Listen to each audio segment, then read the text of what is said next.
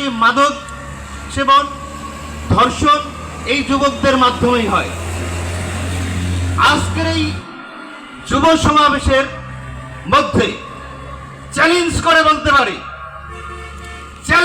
বলতে পারি শুধু খোকসার মাটিতে নয়, সারা বাংলাদেশে ইসলামী যুব আন্দোলনের ভিতরে একজনকেও দেখাতে পারবেন না ধর্ষণকারী, একজনকেও দেখাতে পারবেন না মাদকের সাথে জড়িত আছে, একজনকেও দেখাতে পারবেন না টেন্ডারবাজির সাথে জড়িত আছে, একজনকেও দেখাতে পারবেন না সন্ত্রাসের সাথে জড়িত আছে।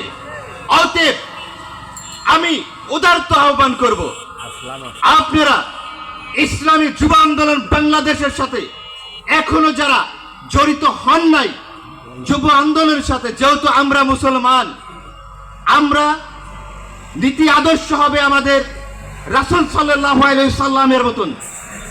যদি এদেশ একটি কল্যাণময় রাষ্ট্র গড়তে চাই, তাহলে ইসলামী যুব আন্দোলন বাংলাদেশের সাথে জড়িত হতে হবে। যদি এদেশ একটি ইসলামী শান্তিময় দেশ গড়তে হয়, আমরা ইসলামী আন্দোলনের সাথে জড়িত হব ইনশাআল্লাহ। অতএব আমরা উদারত আহ্বান করব, আপনারা এখনো যারা ইসলামের সাথে জড়িত নাই, আমরা যেহেতু এদেশ সবাই